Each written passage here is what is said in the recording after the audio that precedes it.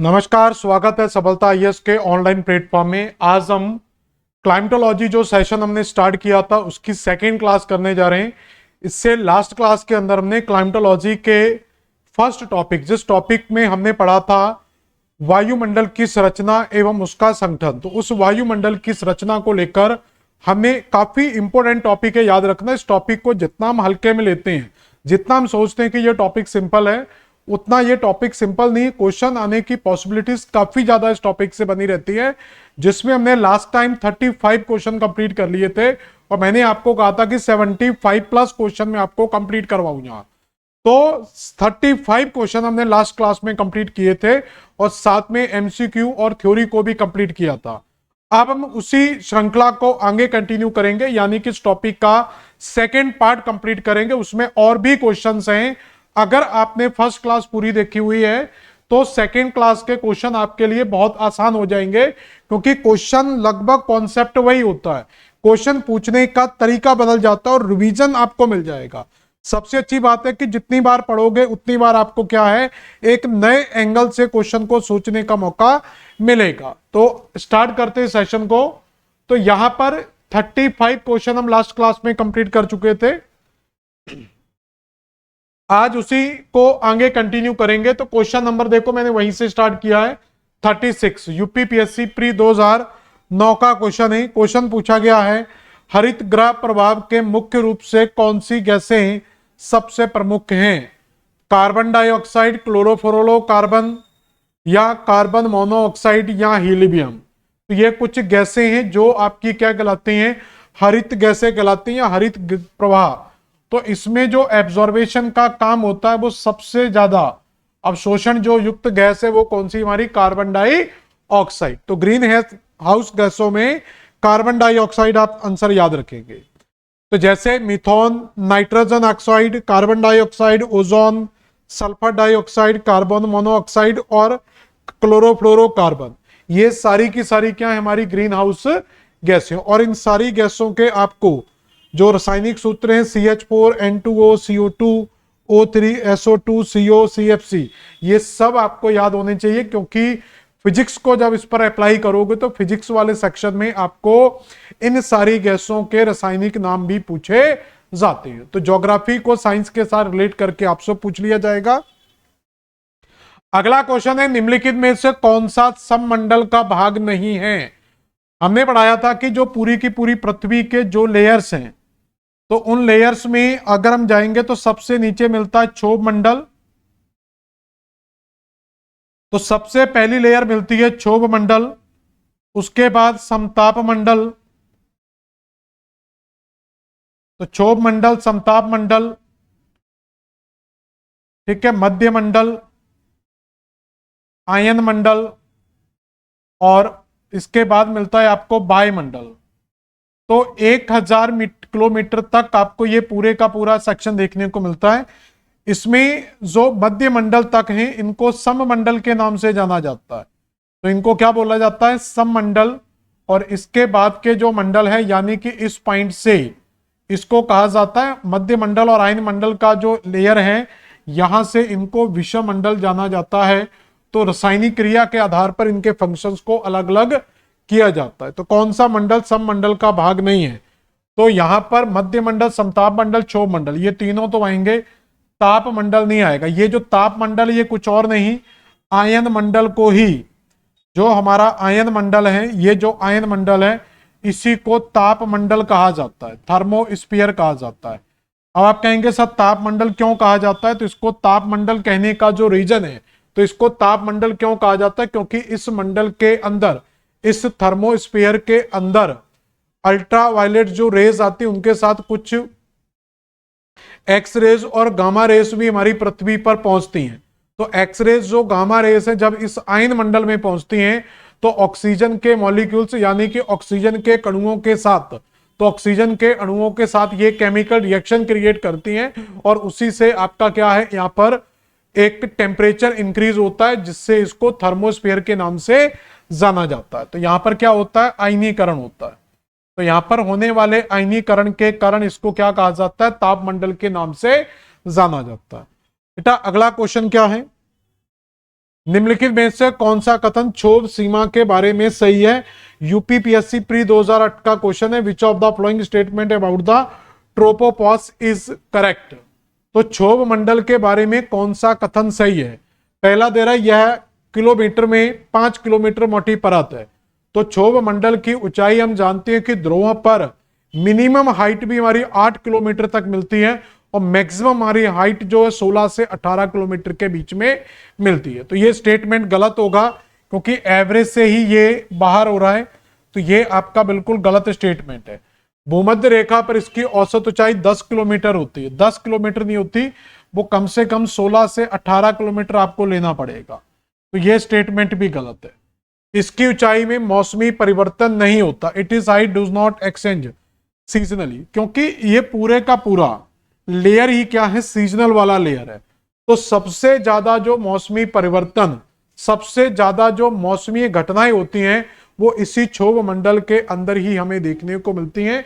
तो इस हिसाब से ये मंडल भी, क्वेश्चन स्टेटमेंट भी हमारा गलत है। इसके शीर्ष में भूमध्य रेखा पर तापमान अधिकतम और ध्रुवों पर अपेक्षाकृत न्यूनतम तापमान पाया जाता है, यह स्टेटमेंट बिल्कुल सही है। तो विषुवत रेखा पर तापमान अधिक होने के कारण यहां पर गैसें गर्म होकर पूरा वायुमंडल क्या होता है, ऊपर की ओर उठ जाता है, इसलिए विषुवत रेखा पर इसकी ऊंचाई ज्यादा और ध्रुवों पर तापमान कम होने के कारण वहां की गैसें क्या होती, ठंडी होकर नीचे बैठती हैं। तो नीचे बैठने के कारण वहां पर जो ऊंचाई है वो 8 किलोमीटर के लगभग मिलती है। तो सही आंसर दोस्तों यहां पर क्या होगा, डी आंसर आएगा। बाकी के 3 स्टेटमेंट गलत हैं, ओनली 4 स्टेटमेंट इज राइट। बाकी के तीनों स्टेटमेंट आपके गलत हो गए। देखो कितना प्यारा क्वेश्चन निकल कर आया। यह भी यूपीएससी का क्वेश्चन है, निम्नलिखित में से कौन सी प्रक्रिया वायुमंडल के ऊष्मन में सबसे कम महत्व की है? संचालन, संवहन, संघनन की ऊष्मा, भौमिक विकिरण। तो पहले तो यह समझ ले कि यह भौमिक विकिरण क्या होता है। हमारी पृथ्वी जब सौर विकिरण को प्राप्त करती है तो पृथ्वी दिन के समय, जब दिन का समय होता है तो दिन में सूर्य से जो विकिरण आता है उसको कहा जाता है सौर विकिरण। और ये सौर विकिरण जो हमारी पृथ्वी पर पहुंचता है उसको कहते हैं SWR। ये आगे जाकर हम टॉपिक पढ़ेंगे, टेम्परेचर, प्रेशर वगैरह, सॉरी टेम्परेचर वगैरह, उस समय इसके क्वेश्चंस के ऊपर डिस्कस करेंगे, अभी नहीं करेंगे। शॉर्ट वेव रेडिएशन इसको कहा जाता है और इस रेडिएशन को हमारी पृथ्वी क्या करती है, अवशोषित करती है। तो जब ये अवशोषित हो जाता है ड्यूरिंग नाइट, इसको क्या होता है, पृथ्वी बाहर निकाल देती है। तो जब ये रेडिएशन नाइट में हमारी पृथ्वी से बाहर निकलेगा तो इस रेडिएशन को क्या कहा जाता है, तो इसको कहा जाता है पार्थिव विकिरण, यानी कि टेरेस्ट्रियल रेडिएशन। तो ये बन जाता है हमारा टेरेस्ट्रियल रेडिएशन का पार्ट। तो यहां पर क्या निकल कर जाता है, टेरेस्ट्रियल रेडिएशन। तो भौमिक, यहां टेरेस्ट्रियल रेडिएशन क्या होता है, रात्रि में निकलता है। तो ये हमारी वायुमंडलीय ऊष्मन की जो प्रक्रिया है, टेम्परेचर कम ज्यादा होने की प्रक्रिया है, उससे जुड़ा हुआ है। अगला लिखा हुआ है संघनन की लेटेंट हीट ऑफ कंडेंसेशन। तो गुप्त ऊष्मा तो हमारे बहुत ज्यादा इंपोर्टेंट होती है, तो ये स्टेटमेंट भी सही होगा। कन्वेक्शन जो हम पढ़ते हैं, तो जब ये पृथ्वी की सतह जब ये ऊष्मा को अवशोषित करती है तो इससे हमारे वायुमंडल की जो लहरें हैं, जो नजदीक की जो वायु है, जो नजदीक की एयर है, ये भी क्या है, धीरे धीरे गर्म होने लगती है। तो जब ये एयर गर्म होने लगती है तो इससे भी क्या होता है, हीट ऊपर की ओर उठती है और इसी को कहते हैं संवहन की प्रक्रिया। तो संवहन के रूप में यहां से क्या होता है, तरंगे ऊपर की ओर उठती हैं। तो ये भी हमारा इससे जुड़ा हुआ है। कंडेंसेशन जो चालन होता है, ये आपका ठोस चीजों के अंदर सामान्यतः होता है। तो ये हमारा आंसर आ जाएगा ए। बाकी के 3 नहीं होंगे क्योंकि ये तीनों हमारे वायुमंडलीय ऊष्मा संचरण से जुड़े हुए हैं। कंडेंसेशन की लोड जरूरत जो है वो सामान्यतः हमें यहां पर देखने को नहीं मिलती। तो सही आंसर क्या आ जाएगा हमारा, कंडेंसेशन यहां पर आ जाएगा। अगला क्वेश्चन क्या है, अगला कह रहा है निम्नलिखित वैज्ञानिकों में से किसने सर्वप्रथम अंटार्कटिका पर ओजोन क्षय के साक्ष्य प्रस्तुत किए। तो तुमने कहा था पहले भी कि जो ओजोन लेयर है, इस ओजोन लेयर का धीरे धीरे डिप्लेशन हो रहा है। उस डिप्लेशन के लिए जो सबसे उत्तरदायी गैस है वो है क्लोरोफ्लोरोकार्बन। तो यहां पर जो कौन सा वैज्ञानिक है वो है जे फॉरमैन। तो ये कुछ नाम आपको बेटा याद करने पड़ेंगे, इनकी कोई ट्रिक नहीं है, कोई जुगाड़ नहीं है, ये नाम आपको याद करने पड़ेंगे। तो अंटार्कटिका में सबसे पहले जो वायुमंडलीय ओजोन लेयर के डिप्लेशन की बात की गई थी वो फोरमैन के द्वारा ही की गई थी। अगला क्वेश्चन क्या है, the layer of the atmosphere in water vapour and dust particles are found. तो वायुमंडल की वह परत जिसमें जलवाष्प एवं धूल के कण सबसे ज्यादा पाए जाते हैं। तो वायुमंडल की किस परत में जलवाष्प और धूल कण सबसे ज्यादा पाए जाते हैं? तो समताप मंडल, क्षोभ मंडल, आयन मंडल या मध्य मंडल, स्ट्रेटोस्फेयर, ट्रोपोस्फेयर, आइनोस्फेयर या मीजोस्फेयर। तो वायुमंडल में जलवाष्प जो है सबसे ज्यादा वो क्षोभ मंडल में मिलेगी, क्योंकि पृथ्वी के नजदीक का जो मंडल होता है वो हमारा कौन सा होता है?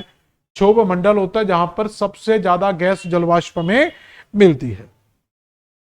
ठीक है, सीजीपीएससी असिस्टेंट प्रोफेसर 2014 का क्वेश्चन है, वायुमंडल के आयतन की दृष्टि से सबसे कम अनुपात होता है which of the following has the least proportion of the atmosphere by volume? तो nitrogen, argon, carbon dioxide, oxygen या नियोन। तो कौन सी गैस है? तो हम जानते हैं कि सबसे ज्यादा जो है वो नाइट्रोजन पाई जाती है, दूसरे नंबर पर ऑक्सीजन को रखते हैं, तीसरे नंबर पर ऑर्गन को रख सकते हो, चौथे नंबर पर यहां, तो पांचवें नंबर पर आप इसको रखोगे तो आंसर क्या आ जाएगा हमारा? नियोन आंसर आ जाएगा। तो सबसे जो इन गैसों में सबसे कम पाई जाएगी वो नियोन होगी। यहां पर देख सकते हैं आप, तो इसमें हमने देखा था कि पहले नंबर पर हम क्या रखते हैं? नाइट्रोजन, जो 78% पर है, दूसरे नंबर पर जो 20%, कुछ लगभग 21%, 1% में ये सारी गैसें हैं। तो तीसरे नंबर पर ऑर्गन आती, चौथे नंबर पर कार्बन डाइऑक्साइड, पांचवें नंबर पर क्या है? नियोन। तो देखो पूरे का पूरा यहां पर ऑप्शन दिया हुआ था, फिर हीलियम, मीथेन और उसके बाद क्या आता है? तो नाइट्रोजन, उसके बाद ऑक्सीजन, फिर ऑर्गन, उसके बाद चौथे नंबर पर आती है कार्बन डाइऑक्साइड, पांचवें नंबर पर आती है नियोन। तो ये 5 गैसों का नंबर आपको याद होना चाहिए, और उसके बाद हीलियम, मीथेन और क्रिप्टॉन को याद रख सकते हो। CO2 और जलवाष्प कितनी ऊंचाई पर विलुप्त हो जाता है? मतलब जो वायुमंडल में CO2 और जलवाष्प है ये कितनी ऊंचाई तक पाया जाता है? 150 मीटर, 50 मीटर, 90 मीटर या 130 किलोमीटर? तो लगभग क्षोभ मंडल और समताप मंडल, समताप मंडल की जो हाइट है वो लगभग हमें 80 किलोमीटर मिलती है। तो समताप मंडल तक ये लगभग चीजें हमें मिलती है, लेकिन उसके बाद जलवाष्प वगैरह जो है इसकी सांद्रता सबसे कम हो जाती है। तो इसके बाद 90 किलोमीटर के बाद ये चीजें हमें देखने को नहीं मिलेंगी। ठीक है, तो 90 किलोमीटर आप आंसर लग सकते हैं। हरियाणा का क्वेश्चन है 2017 का। अगला दिया है, क्षोभ मंडल की मोटाई विषुवत रेखा पर सबसे ज्यादा होती है। The maximum thickness of troposphere at equator. विषुवत रेखा के निकट सूर्य ताप और उच्च संवहन सशक्त होते हैं। तो ये बिल्कुल सही बातें हो रही हैं कि क्षोभ सीमा पर जो विषुवत रेखा वाला क्षेत्र है हमारा, यहां पर वायुमंडल ऊंचा क्यों होता है? क्योंकि यहां पर हाई टेम्परेचर होता है, हाई टेम्परेचर से गैसें गर्म होकर संवहन की क्रिया से ऊपर उठती हैं। तो गैसें गर्म होकर संवहन की प्रक्रिया से जब ऊपर उठती हैं तो यह क्षेत्र क्या है? ऊपर हो जाता है। वहीं पोल पर अगर हम जाएंगे, नॉर्थ पोल और साउथ पोल पर, वहां पर लो टेम्परेचर होने के कारण जो वायुमंडल है वो हमारा क्या है? काफी ज्यादा नीचे आ जाता है। तो इसका मतलब ए स्टेटमेंट भी सही है, बी भी सही है, और आर उसकी सही एक्सप्लेनेशन भी कर रहा है।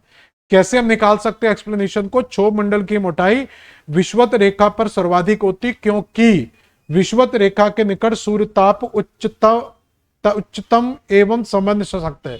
तो अगर आप इसलिए या क्योंकि जैसा सेंटेंस ऐड कर लेते हैं तो उससे हमारा स्टेटमेंट क्या है? बिल्कुल सही हो जाएगा। क्लियर हुआ यहां तक? अगला क्वेश्चन है, कौन सी ग्रीन हाउस गैस नहीं है? तो नाइट्रस ऑक्साइड भी ग्रीन हाउस में आती है, आर्गन भी आती है, कार्बन डाइऑक्साइड।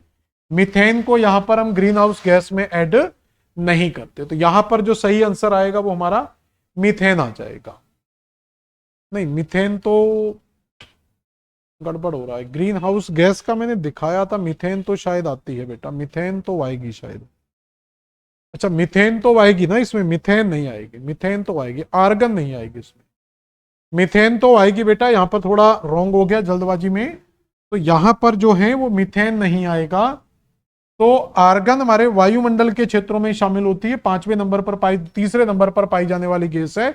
तो carbon dioxide, methane, nitrous oxide ये सब हमारी ग्रीन हाउस गैसों में आती है। ऑर्गन हमारे वायुमंडल में तीसरी सबसे ज्यादा पाई जाने वाली गैस है, ये हमारे ग्रीन हाउस इफेक्ट में शामिल नहीं है। वायुमंडल में समताप मंडल और मध्य मंडल के बीच स्थित सीमांत स्तर को क्या कहा जाता है? तो समताप मंडल और मध्य मंडल। तो यहां पर जब हम वायुमंडल की परतों की बात करते हैं तो पहली परत क्या मिलती है, क्षोभ मंडल।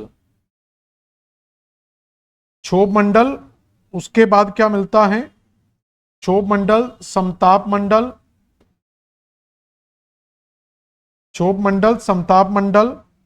उसके बाद क्या मिलेगा आपको, क्षोभ मंडल, समताप मंडल, मध्य मंडल।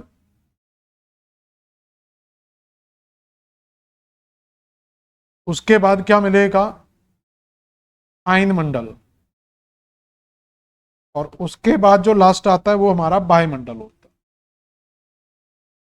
तो ये 1000 किलोमीटर की ऊंचाई तक मिलेगा। अब इसमें क्या है कि इनकी जो लेयर्स होती हैं, जैसे यहां पर ये दोनों परतें अगर मिल रही हैं, तो यहां पर अगर दोनों परतें मिलेंगी तो यहां पर कुछ लेयर्स बनती हैं इन जगहों पर।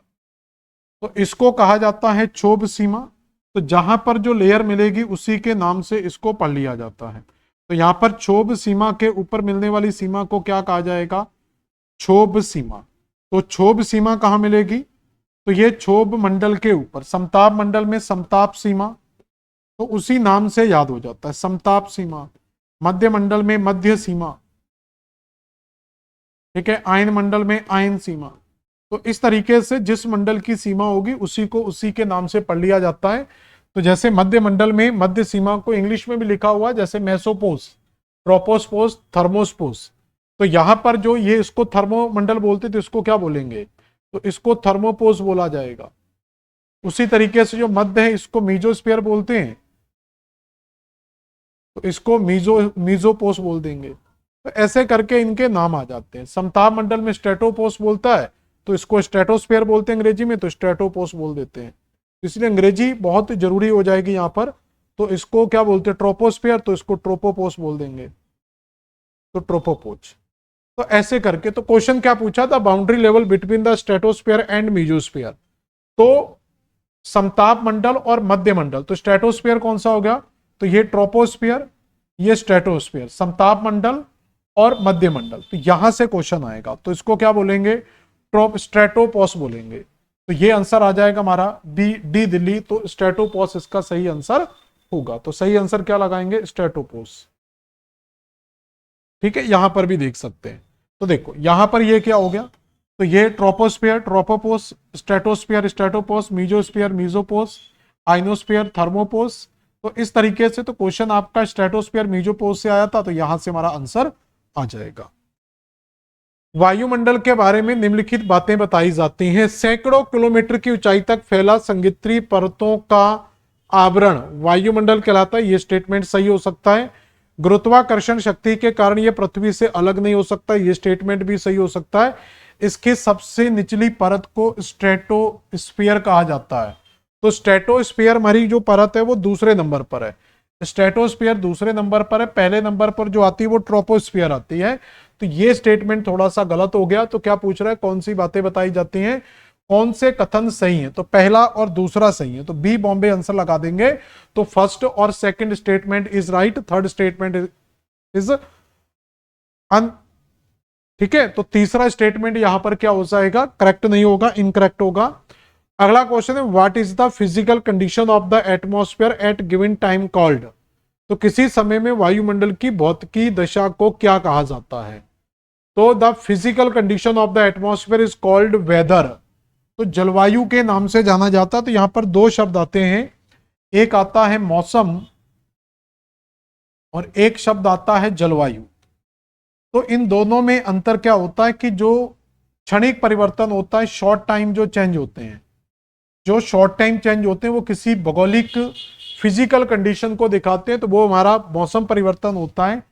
जो एक दीर्घकालिक परिवर्तन होता है, लॉन्ग टाइम जो परिवर्तन होता है, वो हमारा जलवायु कहलाता है। तो जलवायु दशाओं, टेम्परेचर, प्रेशर, आर्द्रता में होने वाले अल्पकालिक परिवर्तन को मौसम कहा जाता है। और मौसम के दीर्घकालिक प्रभाव हमारे क्या कहलाते हैं, जलवायु कहलाते हैं। समझ में आ गया। तो ये आपका मौसम और जलवायु में सामान्यतः अंतर आता है। इसलिए जितने भी सॉन्ग हैं वो सारे के सारे, तो मौसम क्या है, एक शॉर्ट टाइम चेंज होता है, जलवायु कितना होता है, एक दीर्घकालिक परिवर्तन होता है। तो मौसम में होने वाले दीर्घकालिक परिवर्तन या जलवायु में होने वाले दीर्घकालिक परिवर्तन को जलवायु कहा जाता है और अल्पकालिक परिवर्तन को मौसम कहा जाता है। इसलिए जितने भी हम गाने देखते हैं वो सारे के सारे गाने मौसम के ऊपर बनाए जाते हैं। जैसे एक सामान्य गाना देखा होगा आपने कि मौसम की तरह कहीं बदल तो ना जाओगे, आवाज अच्छी नहीं है लेकिन गाना ठीक है। तो मौसम की तरह बदल ना जाओगे, इसका मतलब क्या है कि इसकी तरह मतलब बदल जाना, शॉर्ट टाइम चेंज मत करना। ठीक है, कि इवनिंग में बोला कि इवनिंग में 6 बजे मिलेंगे, उसके बाद कॉफी लंच वगैरह सारा कुछ होगा, लेकिन उसके बाद आप मुकर गए कि नहीं सारे। ठीक है ना, तो जो आपने वादे कस्में जो आप निभाते हो बोलते हो, अगर वो आप कुछ ही समय में बदल दें, क्योंकि ह्यूमन की फितरत होती है वो चीजों को बहुत जल्दी बदल जाता है, इसलिए मौसम परिवर्तन की तरह इंसान की तुलना की जाती है, ना कि जलवायु परिवर्तन की तरह। समताप मंडल में ऊंचाई बढ़ने के साथ साथ तापमान में वृद्धि का कारण क्या है? वायुमंडलीय दबाव में ह्रास। तो एक चीज हमने लास्ट क्लास में भी पढ़ा था कि पृथ्वी की सतह से आप किसी भी मंडल में जाओ, जो सामान्य है, जो सामान्यतः क्या होता है, तो सामान्यतः तापमान में कमी आएगी। तो सामान्यतः क्या होगा, तापमान में कमी आती है। तो पृथ्वी की सतह से ऊपर जाते हैं तो सामान्यतः तापमान में कमी आती है, इसीलिए इसको हम सामान्य, इस साइड लिख लेते हैं, इसलिए हम इसको क्या बोलते हैं, सामान्य ताप ह्रास दर बोला जाता है, सामान्य ताप ह्रास दर बोला जाता है। तो इसलिए इसको क्या बोला जाता है, सामान्य ताप ह्रास दर, नॉर्मल लैप्स रेट के नाम से जाना जाता है। तो इसलिए इसको सामान्य ताप ह्रास दर यानी कि नॉर्मल लैप्स रेट के नाम से जाना जाता है। तो इसका मीन्स क्या यहां पर समझे जाता है। तो नॉर्मल लैप्स रेट के नाम से जाना जाता है। तो जितने भी हमारे मंडल हैं, पहला मंडल क्षोभ मंडल, फिर दूसरा समताप मंडल, मध्य मंडल, आयन मंडल और वायुमंडल, सभी में नीचे से ऊपर जाने पर तापमान में क्या होनी चाहिए, कमी होनी चाहिए। लेकिन हमारे दो मंडल हैं, एक तो हमारा जो समताप मंडल है, समताप मंडल, ठीक है, यहां पर भी देखो समझ सकते हो, इसमें हमारे पास एक डायग्राम भी था। तो क्षोभ मंडल, उसके बाद समताप मंडल, फिर मध्य मंडल। तो ये समताप मंडल ये वाला मंडल है। तो इसी समताप मंडल में क्या होता है, टेम्परेचर सामान्यतः क्या होता है, सतह से ऊपर जाने पर कम होता है यहां पर, लेकिन टेम्परेचर में क्या होती है, एक अपवाद स्वरूप वृद्धि होती है। फिर टेम्परेचर कम होता है, लेकिन जब हम आयन मंडल में जाते हैं तो इस आयन मंडल में भी अपवाद स्वरूप क्या है, यहां पर टेम्परेचर में वृद्धि होती है। तो इन दोनों स्थानों पर तापमान में वृद्धि होने का कारण तो रहा होगा। तो आयन मंडल में तापमान वृद्धि होने का कारण होता है आयनीकरण, आयनाइजेशन, किसका, जो एक्स और गामा रेज आती हैं तो उनका क्या हो जाता है, आयनाइजेशन हो जाता है। और समताप मंडल में जो आता है वो यूवी जो रेज हैं, तो इन यूवी रेज के कारण, अल्ट्रावायलेट रेज के कारण क्या होता है, यहां पर तापमान में वृद्धि होती है। यहां तक समझ में आया। तो इसका मतलब क्वेश्चन क्या कह रहा था, समताप मंडल में ऊंचाई बढ़ने के साथ साथ तापमान में वृद्धि का, सामान्यतः ऊंचाई बढ़ने के साथ साथ तापमान में कमी आती है, लेकिन इन दो मंडलों में वृद्धि का कारण आपसे पूछा जाता है। तो समताप मंडल में वृद्धि क्या होती है, वायुमंडलीय दबाव में ह्रास, सूर्य से निकटता, ओजोन का संकेंद्रण, इनमें से कोई नहीं। तो ये ओजोन लेयर है, तो ओजोन लेयर के कंसंट्रेशन के कारण क्या होता है, यहां पर जो यूवी रेस है वो ओजोन लेयर, तो ये यूवी रेस को अवशोषित कौन करती है, तो यहां पर ओजोन लेयर को जो अवशोषित करती है, इनको सॉरी यूवी रेस को वो कौन करती है, तो जो ओजोन लेयर है वो इनको क्या करती है, अवशोषित करती है।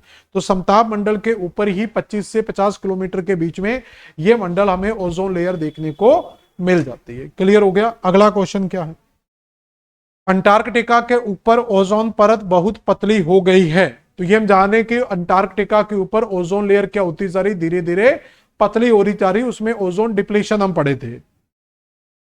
अंटार्कटिका प्रदेश में कड़ी ठंड के कारण हरित गैसों का संकेंद्रण हो गया है। The concentration of the green house gases has increase in the Antarctica due to several cold. तो ये क्या दोनों स्टेटमेंट आपको सही लग रहे हैं, ठीक है। तो यहां पर अगर हम स्टेटमेंट तो दोनों सही है, अगर हम क्योंकि शब्द लगा दे तो शायद ये हमारी बात बन जाए। तो अंटार्कटिका के ऊपर ओजोन परत बहुत पतली हो गई क्योंकि अंटार्कटिका प्रदेश में कड़ी ठंड के कारण हरित गैसों का संकेंद्रण हो गया है। तो इसका मतलब ए स्टेटमेंट भी सही है, बी भी सही है, मतलब ए और आर दोनों सही है, हमारा कथन भी सही है, कारण भी सही है, और कारण कथन की सही व्याख्या भी कर रहा है। अगला क्वेश्चन है, कौन सी वायुमंडलीय गैस सूर्य प्रकाश के अधिकतम पराबैंगनी किरणों को छानती है? छानने का मतलब रिफ्लेक्ट करती है एक तरीके से। तो यूजीसी नेट 2013 का क्वेश्चन है। तो हम जानते हैं कि जो ओजोन गैस है, जब भी याद रखना अल्ट्रावायलेट रेस आ जाए, पराबैंगनी किरणें आ जाए, तो हमें कौन सी गैस याद रखनी है? ओजोन लेयर याद रखनी है। निम्नलिखित वायुमंडलीय परतों में से किसमें लगभग 0.6 डिग्री सेंटीग्रेड प्रति 1000 मीटर औसत दर के ऊंचाई के साथ तापमान में गिरावट आती है? तो हम जानते हैं कि सबसे ज्यादा जो तापमान में गिरावट आती है वो क्षोभ मंडल में ही आती है। तो सबसे ज्यादा गिरावट आती है वो क्षोभ मंडल में आती है। तो इसलिए जो सामान्य ताप ह्रास दर नॉर्मल लैप्स रेट पढ़ते हैं वो क्षोभ मंडल के अंदर ही पढ़ी जाती है। और ये गिरावट किस स्पीड से आती है? तो इस थर्मल रेट की जो रेट होती है वो होती है आपकी 0.6 डिग्री सेंटीग्रेड पर 100 मीटर। तो हर 100 मीटर पर 0.6 डिग्री टेम्परेचर क्या होता है? हमारा डिक्रीज होता है।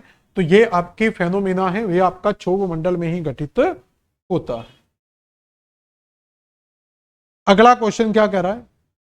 यूवीआई पराबैंगनी सूचकांक कब अस्तित्व में आया था? एक अल्ट्रावायलेट इंडेक्स मिलता है, यूजीसी नेट का क्वेश्चन है। तो इसकी डेट आप लोग याद रख लेना। तो ये 1990 के दशक की डेट मिलती है। तो बहुत ज्यादा इंपोर्टेंट तो नहीं है क्योंकि डेटा याद रखना बड़ा मुश्किल हो जाता है, लेकिन फिर भी आप कर सकते हो।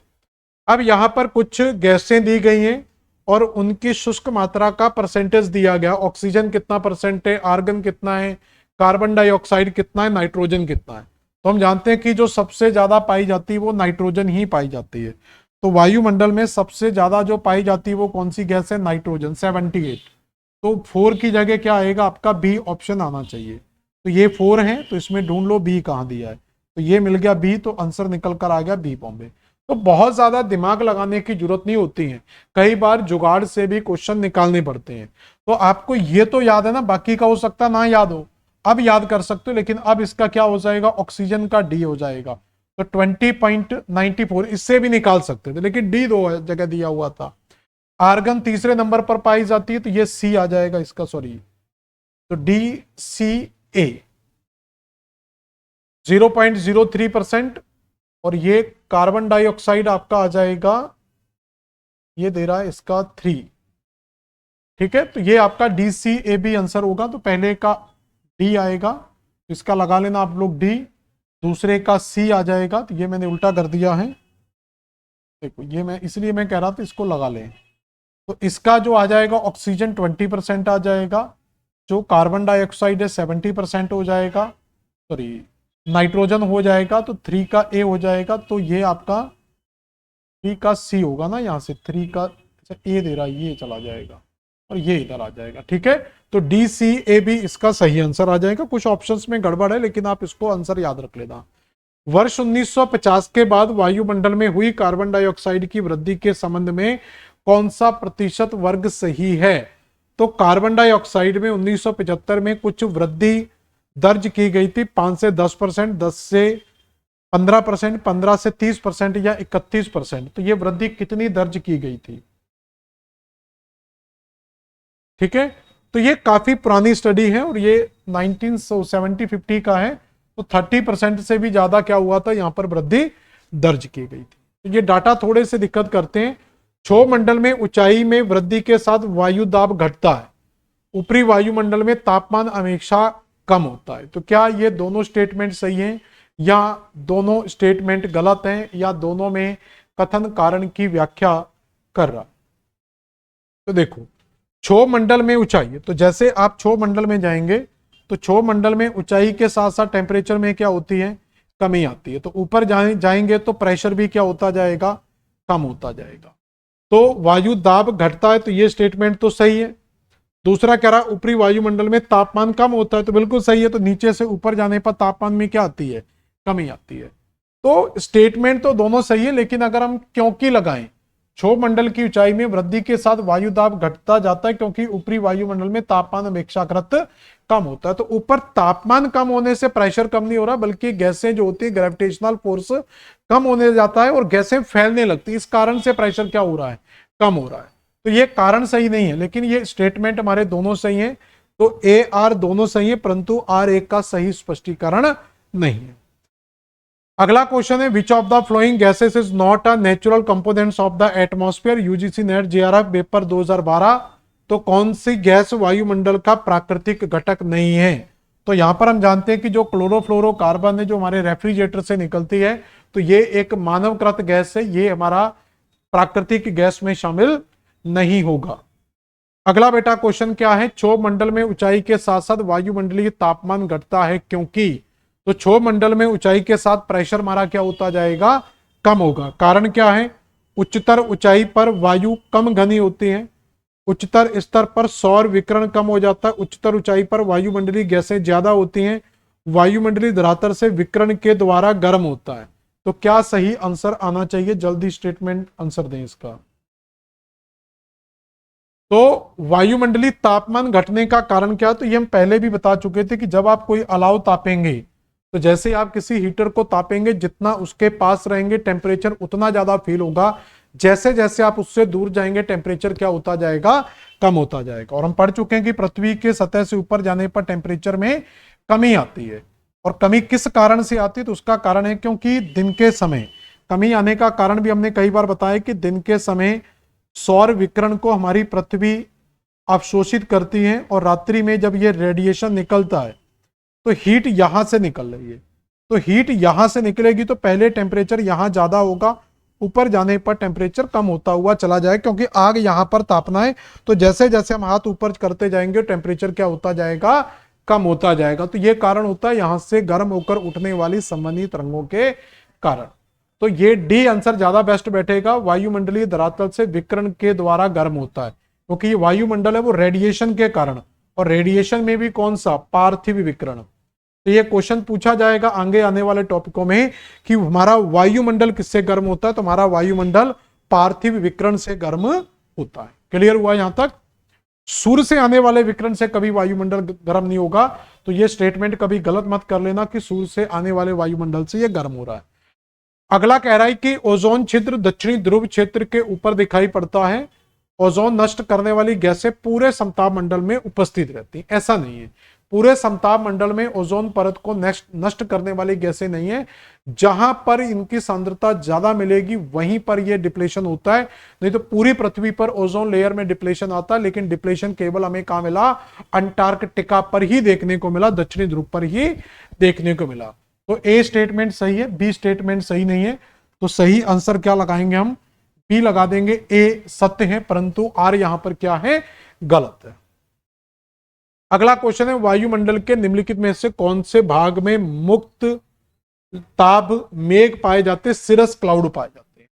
तो हमने एक सिंपल कॉन्सेप्ट पढ़ा था कि जितने भी प्रकार की मौसमी घटनाएं हैं, जितने भी प्रकार की मौसमी घटनाएं हैं वो हमारी क्षोभ मंडल में घटित होती हैं। तो बादल भी क्या एक मौसमी घटना से संबंधित है, तो इसका सही आंसर क्या लगाओगे बेटा, ए आंसर लगा दोगे। तो क्षोभ मंडल इज राइट आंसर। अगला क्वेश्चन क्या, निम्नलिखित को सुमेल कीजिए तथा नीचे दिए गए कूट में से सही उत्तर को चुनिए।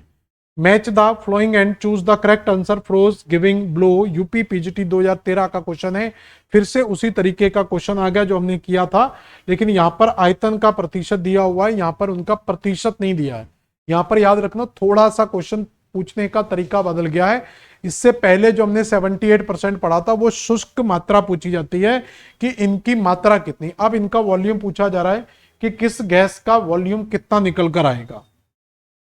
तो सबसे ज्यादा क्या पाई जाती है, तो हमें याद है कि सबसे ज्यादा हमारी पृथ्वी पर पाई जाती है नाइट्रोजन, उसके बाद ऑक्सीजन, उसके बाद आर्गन, और उसके बाद क्या पाई जाएगी आपकी कार्बन डाइऑक्साइड। तो इसमें सबसे ज्यादा परसेंटेज किसका दिख रहा है, तो थर्ड नंबर पर, क्योंकि ये नंबर ही थर्ड से स्टार्ट हो रहा है, क्योंकि यहां पर नाइट्रोजन ऑप्शन में नहीं है, ऑक्सीजन ऑप्शन में नहीं, तो ऑर्गन से स्टार्ट हो रहा है। तो सबसे ज्यादा आयतन किसका होगा, देखो ये नंबर कभी नहीं रट सकते हम, आयतन के प्रतिशत को कभी भी आप रट नहीं पाओगे, कॉमन सेंस से निकालना होगा।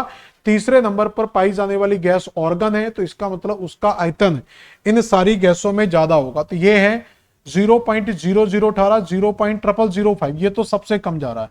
0.93 और 0.03 में ये वाला ज्यादा आ रहा है, तो इसका आंसर हम ये लगा सकते हैं। तो मतलब ए नंबर पर जो आएगा वो थर्ड नंबर आएगा।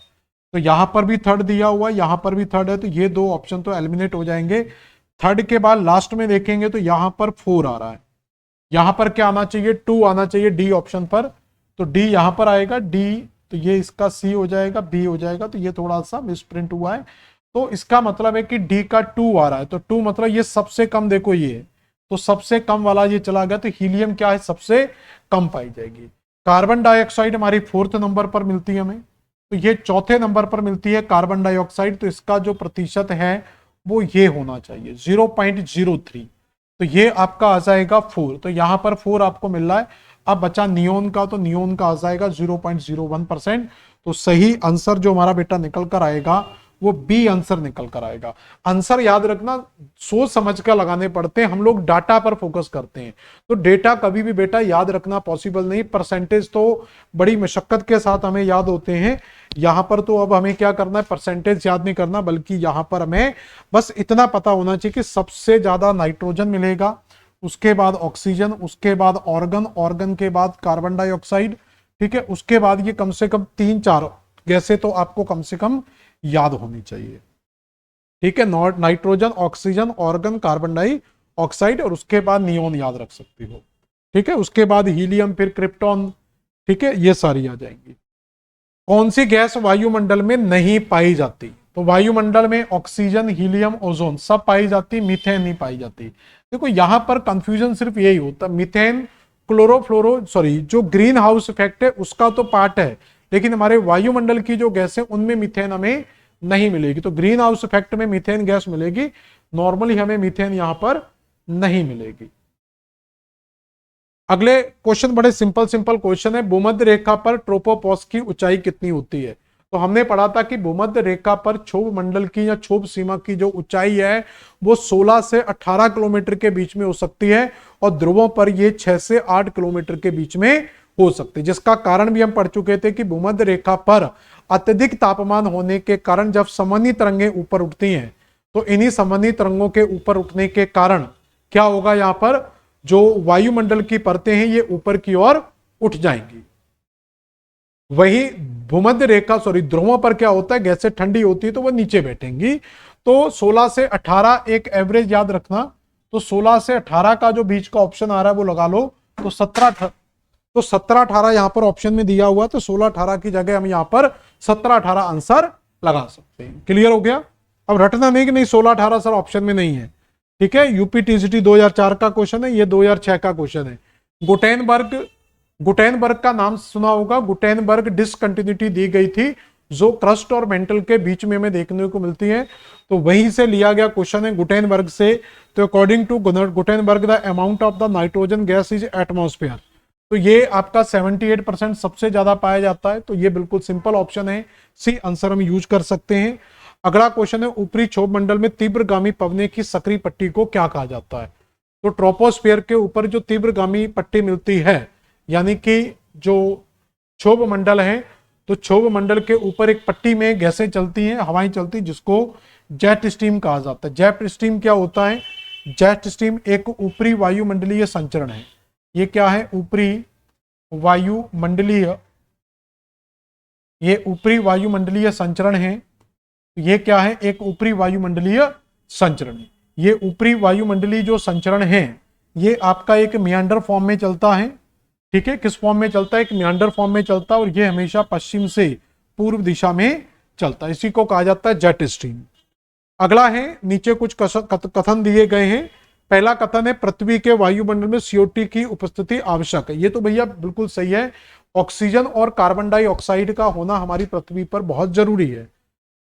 दूसरा दिया है, CO2 ताप को अवशोषित कर सकती है, बिल्कुल सही है, क्योंकि CO2 क्या है, तापमान को अवशोषित करती है, तो सबसे बड़े जो कार्बन सिंकर हैं हमारे वायुमंडल में मिलते हैं, तो वो हमें CO2 ही मिलती है। तो CO2 गैस जो टेम्परेचर है उसको एब्जॉर्ब कर सकती है, और CO2 को हमारे वायुमंडल में पाए जाने वाले पेड़ पौधे क्या करते हैं, CO2 को भी एब्जॉर्ब करते हैं। तो इसका मतलब है पृथ्वी में वायुमंडल की उपस्थिति आवश्यक है, क्योंकि CO2 तापमान को अवशोषित करती है। जैसे ही आप इसमें क्यों लगा के आंसर लगाएंगे तो ये स्टेटमेंट आपका सही हो जाएगा। तो ए में क्या होता है, ए आर दोनों सही है, और आर ए का सही स्पष्टीकरण भी करा। देखो कथन वाले जो ज्यादातर क्वेश्चन है वो नेट JRF में ज्यादातर जो क्वेश्चन पूछने का तरीका है वो आपका कथन कारण वाला है। बाकी टेट वगैरह में जो क्वेश्चन आएंगे बेटा वो बहुत सिंपल आते हैं, तो आप अगर इस लेवल से क्वेश्चन कर लोगे, टफ लेवल को क्रॉस कर लोगे, तो छोटा मोटा लेवल तो हमारा क्रॉस हो ही जाता है। हरित गृह प्रभाव निम्नलिखित द्वारा, UGC net JRF paper second 2009 का क्वेश्चन है, हरित गृह इफेक्ट किसके द्वारा होता है? समुद्र जल द्वारा पराबैंगनी विकिरणों के अवशोषण से, वातावरण की कार्बन डाइऑक्साइड जल वाष्प के अवशोषण से, समुद्री सतहों के अवरक्त प्रतिबिंब द्वारा, वनस्पतियों के अवरक्त विकिरण के अवशोषण के द्वारा। तो बेटा जल्दी बताओ सही आंसर क्या होगा? तो ये कहीं ना कहीं जो कार्बन डाइऑक्साइड है और जलवाष्प हैं, ये दो गैसें जो सबसे बड़ी भूमिका निभाती हैं हरित गैस प्रवाह के अंदर। तो बी आंसर हमारा यहां पर क्या होगा? बिल्कुल सही आएगा। ओजोन क्षीणता का परिणाम हो सकता है, तो अगर ओजोन लेयर का डिप्लेशन होगा, क्या जल की कमी, जंगल में आग, जन जनित बीमारियां? ऐसा कुछ नहीं होगा। तो ओजोन लेयर में क्या होती है? ओजोन लेयर जो यूवी रेस है इनसे हमारे प्रोटेक्ट प्रदान करती है, हमारे प्रोटेक्ट करती है। तो ये हमारा एक तरीके से त्वचा या कैंसर जैसी जो बीमारियां हैं उसके लिए एक बहुत ही महत्वपूर्ण साबित होती है। बस पहुंचने वाले कुछ ही क्वेश्चन बचे हुए। वायु दाब के माप की इकाई क्या है? डिग्री, समदाब रेखा, हेक्टा या पास्कल? तो वायु दाब को जो हेक्टा पास्कल में मापा जाता है। आइसो बार जो होती है ये समान दाब को मिलाने वाली रेखा होती है। तो समान दाब वाले स्थानों को मिलाने वाली रेखा, तो समान दाब वाले स्थानों को मिलाने वाली रेखा को क्या कहते हैं? समदाब रेखा कहते हैं। और इसको जिस इकाई में मापा जाता वो हमारी क्या होती है? हेक्टा पास्कल होती है। मिली बार में भी इसको निकालते हैं दाब को, ठीक है। माप की इकाई मिली बार भी होती है, हेक्टा पास्कल, तो मिली बार ऑप्शन में नहीं है। वह गैस जिसका निचले वायुमंडल में शुष्क वायु में प्रतिशत मान तीसरा सर्वाधिक है। तो सबसे ज्यादा पाई जाएगी नाइट्रोजन, फिर ऑक्सीजन और उसके बाद क्या आएगी? आर्गन आएगी। तो तीसरे नंबर पर क्या पाई जाती है? आर्गन। ओजोन बहुत कम पाई जाती है, 0.003% में ओजोन पाई जाती है। तो तीसरे नंबर पर मिलने वाली गैस कौन सी है? आर्गन, ठीक है। तो पहले नंबर पर नाइट्रोजन 78%, फिर ऑक्सीजन 20%, आर्गन 0.934%, फिर कार्बन डाइऑक्साइड 0.37%। ये कम से कम कार्बन डाइऑक्साइड का तो याद रखना, यहां से क्वेश्चन आता है। नियॉन 0.018%, फिर हीलियम 0.05%, फिर आएगी मीथेन आपका 0.0015%, क्रिप्टॉन 0.00011%। क्लियर हो गया? यहां पर हमने एक क्वेश्चन किया था मीथेन का, मुझे लग रहा है कि वो गड़बड़ हुआ है। ये क्वेश्चन, कौन सी गैस वायुमंडल में नहीं पाई जाती? 62 का हमने मीथेन लगाया, लेकिन मीथेन हमारे वायुमंडल में मौजूद है। इसका सही आंसर क्या होना चाहिए? लेकिन और कोई ऑप्शन नहीं है। ऑक्सीजन, हीलियम, ओजोन, सारी गैसें तो मिल रही हैं, ठीक है ना। तो यहां पर तो फिर कैसे गड़बड़? ये मीथेन आंसर कैसे लगा दिया फिर? क्योंकि यहां पर मीथेन भी लिखा हुआ है। Nitrogen, oxygen, organ, carbon dioxide, neon, krypton, helium, methane, ozone लगा सकते हैं यहां पर ना। ओजोन भी मिलती है लेकिन वो भी कम है, लेकिन ठीक है, अब ऑप्शन के हिसाब से ठीक है, नहीं था ऑप्शन तो लगा दिया। चलो, ऑप्शन ही नहीं था ना, ऑप्शन नहीं होते। वायुमंडल में पाई जाने वाली गैसों का कौन सा सही घटता क्रम है? तो सबसे ज्यादा क्या पाया जाता है और सबसे कम क्या पाया जाता है? जल्दी बताएं इसका आंसर। तो 71 का क्या आंसर आएगा? तो सबसे ज्यादा क्या पाई जाती है? तो वो तो हम जानते हैं कि सबसे ज्यादा नाइट्रोजन पाई जाती है, यही से। तो पहले नाइट्रोजन नंबर आएगा, दूसरे नंबर पर ऑक्सीजन, तीसरे नंबर पर ऑर्गन, चौथे नंबर पर नियोन। तो इस तरीके से आप चार गैसों को याद रख सकते हैं। वैसे कार्बन डाइऑक्साइड चौथे नंबर पर आती है, पांचवें नंबर पर नियोन आती है, लेकिन ऑप्शन यही सही है। एमपी असिस्टेंट प्रोफेसर 2018 का क्वेश्चन है, वायुमंडलीय गैसों के प्रतिशत के बढ़ते क्रम में निम्नलिखित में से कौन सा सही है? Which of the flowing correct increasing order the percentage of the atmosphere?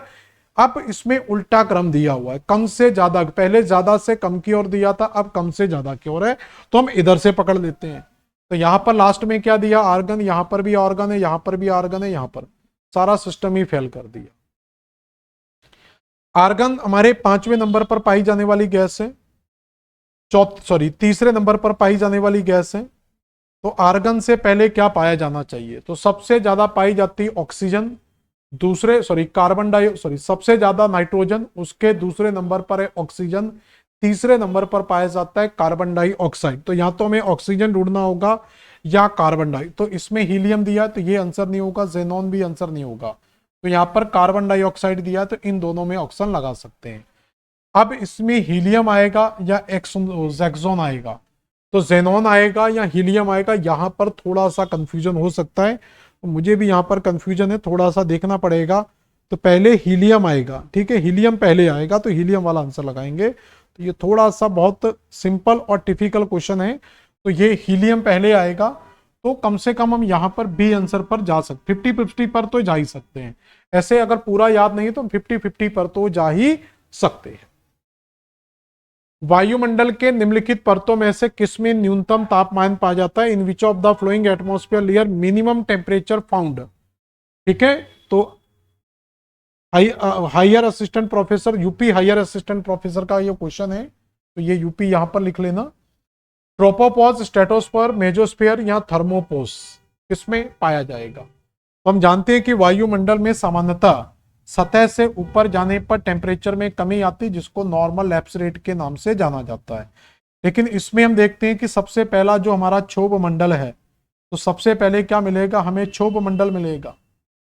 ये मैं 2-3 बार आप बता रहा हूं, क्षोभ मंडल, फिर समताप मंडल, फिर मध्य मंडल, फिर आपका आयन मंडल, और उसके बाद वायुमंडल। ठीक है, तो अंग्रेजी में भी इनको लिख सकते हैं जिससे, क्योंकि अंग्रेजी में देखो दिए हुए हैं। तो क्षोभ मंडल को क्या बोलते हैं? ट्रोपोस्फीयर, तो इसके लिए ट्रोपो लिख ले रहे हैं। समताप मंडल को स्ट्रेटो लिख ले रहे हैं। मध्य मंडल के लिए मीजो, और इसको थर्मो या आइनोस्फीयर कहा जाता है, और ये एक्सोस्फीयर हो जाएगा। यहां पर हम जानते हैं कि नॉर्मली सभी परतों में ऊपर नीचे से ऊपर जाने पर तापमान में कमी आती है, लेकिन 2 परतें हमने पढ़ा था कि ऐसी हैं, एक आयन मंडल, एक आपका आयन मंडल वाली लेयर और एक समताप मंडल वाली लेयर। तो इनमें टेम्परेचर ऑलवेज क्या हो जाता है? इंक्रीज हो जाता है। यहां पर इंक्रीज होने का कारण होता है आयनीकरण, और यहां पर O3 के द्वारा होने वाला यूवी रेज। ठीक है, तो ओजोन लेयर के द्वारा शोषित की जाने वाली ओजोन लेयर। तो इसका मतलब है इस मंडल में तापमान बढ़ रहा है, सतह से ऊपर जाने पर कम हो रहा, फिर बढ़ा, फिर कम हुआ, फिर बढ़ा। तो इसमें तो ऑलरेडी तापमान ज्यादा ही होगा, उससे ज्यादा तापमान इसमें हो गया, और सबसे ज्यादा तापमान यहां हो रहा है। तो लेकिन जो मध्य मंडल है, यहां पर किसी भी प्रकार के तापमान में कमी नहीं रहेगी, एक तरीके का स्थिर तापमान हमें देखने को मिलेगा। तो आपका जो आंसर आना चाहिए वो मेसोपॉस आना चाहिए, मीजोस्फीयर आना चाहिए। तो सी आंसर आपका मेसोपॉस हो सकता है, मीजोस्फीयर हो सकता है। इसके बाद ओजोन की माप के संबंध में परिभाषिक शब्दावली की पहचान कीजिए। मैंने पहले भी पढ़ाया था कि डॉप्सन ओजोन को मापने की एक इकाई होती है या उसका एक स्टडी होती है, डॉप्सन। तो ए तो हमारा आंसर होगा ही होगा, इसमें ए दिया, इसमें बी दिया, इसमें दिया ए। तो यहां पर ए नहीं है तो उनको हटा दो, ये बचा ए और बी, ए और सी, तो ये दोनों तो आएंगे ही नहीं। तो सारा खेल स्पेक्ट्रोफोटोमीटर और प्राइनोमीटर के बीच में, तो ये दोनों सही लग रहे हैं। ए और बी आएगा तो ए आंसर लगाएंगे। तो स्पेक्ट्रोफोटोमीटर का संबंध भी ओजोन लेयर के साथ ही होता है, उसकी माप के साथ जुड़ा हुआ है। निम्नलिखित में से कौन सा प्रभाव ओजोन के क्षारीकरण से संबंधित नहीं है? जैव समुदाय की प्रजातियों पर विपरीत प्रभाव पड़ सकता है, तापमान में वृद्धि हो सकती है, स्किन रोग हो सकते हैं। वर्षा की मात्रा या मिट्टी में वृद्धि होगी, ऐसा कुछ भी नहीं होने वाला।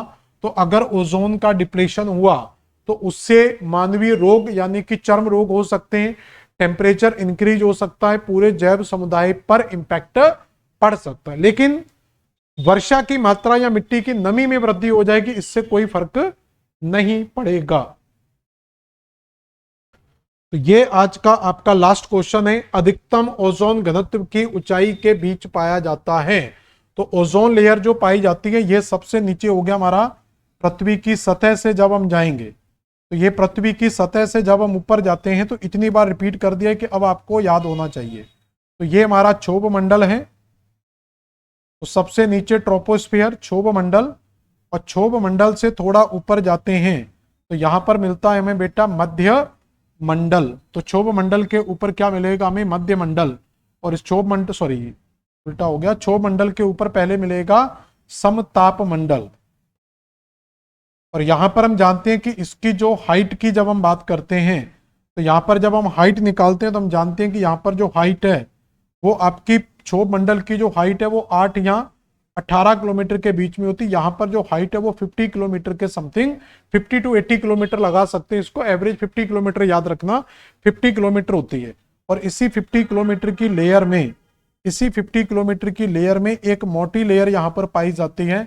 तो ये मोटी लेयर पाई जाती है किसकी? ओजोन लेयर की। तो इसी 50 किलोमीटर के बीच में एक ओजोन लेयर यहाँ पर हमें देखने को मिलती है। तो यहीं पर आपको क्या मिलेगी? एक ओजोन लेयर देखने को मिलेगी।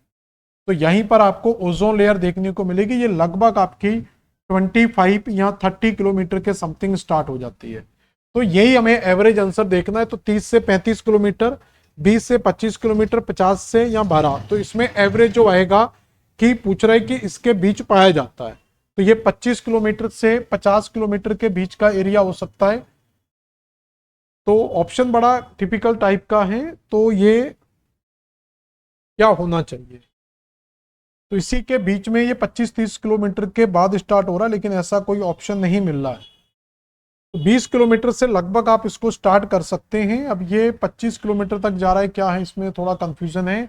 तो 30 तो नहीं आएगा, ये 112 नहीं होगा, तो 20-25 वाला ऑप्शन लगा लो। कैसे सेट किया इन्होंने समझ में नहीं आया, लेकिन बी आंसर आप लगा सकते हैं। 20-25 किलोमीटर, आप या तो उसकी थिकनेस पूछ रहे हैं, क्या पूछ रहे हैं, लेकिन बी आंसर आप लगा सकते हैं। तो इस तरीके से आज की क्लास में तो 76 क्वेश्चन रिकॉर्डेड, 76 क्वेश्चन मैंने आपको केवल एक छोटे से टॉपिक, जिसको आप बिल्कुल भी वरीयता नहीं देते हैं, बिल्कुल भी प्राथमिकता नहीं देते, उस छोटे से टॉपिक से हमने 76 क्वेश्चन को, याद रखो, कंप्लीट किया है। अगर ये सारे क्वेश्चन आप बहुत अच्छे से रिपीट कर लेते हो, बहुत अच्छे से समझ लेते हो, और इनकी सारी पीडीएफ आपको अवेलेबल होती है, 1-2 बार क्लास देख सकते हो, तो इस तरीके से हम ये चैप्टर को कंप्लीट कर सकते हैं।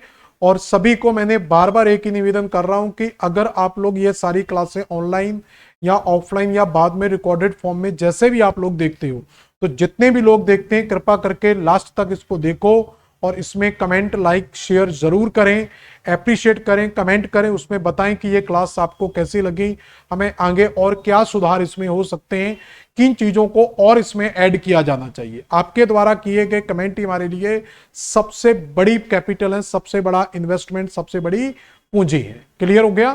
तो मिलते हैं नेक्स्ट क्लास में नए टॉपिक के साथ। धन्यवाद।